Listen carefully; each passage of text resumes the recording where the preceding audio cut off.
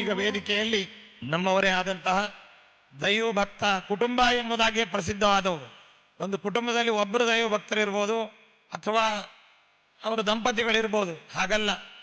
ನಮ್ಮ ಮಣ್ಣಿನ ಮಗ ಎಂಬುದಾಗಿ ಪ್ರಸಿದ್ಧರಾಗಿ ನಮ್ಮ ರಾಜ್ಯದಲ್ಲಿ ಸಾಮಾನ್ಯ ಕುಟುಂಬದಲ್ಲಿ, ರೈತಾಪಿ ಕುಟುಂಬದಲ್ಲಿ ಹುಟ್ಟಿ ಒಳ್ಳೆಯ ಸಾಧನೆ, ಧರ್ಮಶ್ರದ್ಧೆ, ಅದೇ ರೀತಿಯಾಗಿ ದೇಶಪ್ರೇಮ, ಸಾಮಾಜಿಕವಾದಂತಹ ಕಳಕಳಿಯನ್ನು ಹೊಂದಿ ಒಬ್ಬ ವ್ಯಕ್ತಿ ಎಷ್ಟು ಉನ್ನತ ಸ್ಥಾನಕ್ಕೆ ಬರ್ತಾರೆ ಅಂತನ್ನುವಂತಹ ಒಂದು ಉತ್ತಮ ಗುಣಗಳನ್ನು ಹೊಂದಿರತಕ್ಕಂತಹ ವ್ಯಕ್ತಿಗಳು ಉತ್ತಮ ಸ್ಥಾನಕ್ಕೆ ಬರ್ತಾರೆ ಅನ್ನಲಿಕ್ಕೆ ನಮ್ಮ ದೊಡ್ಡಗೌಡರು ದೇವೇಗೌಡರು, HD ದೇವೇಗೌಡರೇ ಅದಕ್ಕೆ ಒಂದು ದೃಷ್ಟಾಂತವಾಗಿ ನಾವು ಇಟ್ಕೊಳ್ಬಹುದು.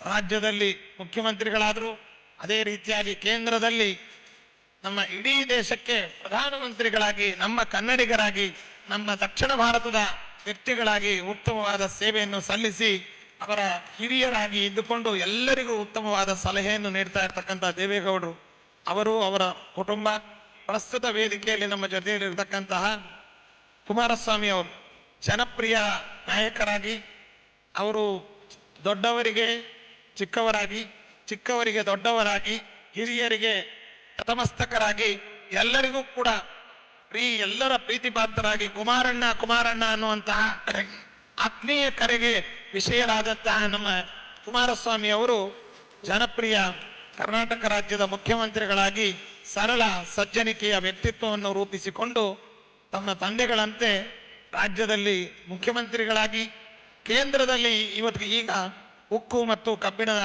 ಇಲಾಖೆಯ ಮಂತ್ರಿಗಳಾಗಿ ಅವರು ಸೇವೆಯನ್ನು ಸಲ್ಲಿಸ್ತಾ ಇದ್ದಾರೆ. ಅವರು ಮತ್ತು ಅವರ ಕುಟುಂಬ ಎಲ್ಲರೂ ಕೂಡ ಕುಟುಂಬ. ಕುಟುಂಬ ರಾಘವೇಂದ್ರ ಸ್ವಾಮಿಗಳವರ ಮಠದ ಅಂತರಂಗ ಭಕ್ತರವರೆಲ್ಲ, ಅವರಿಗೆ ವಿಶೇಷವಾಗಿ ಶ್ರೇಯಸ್ಸಾಗಬೇಕು.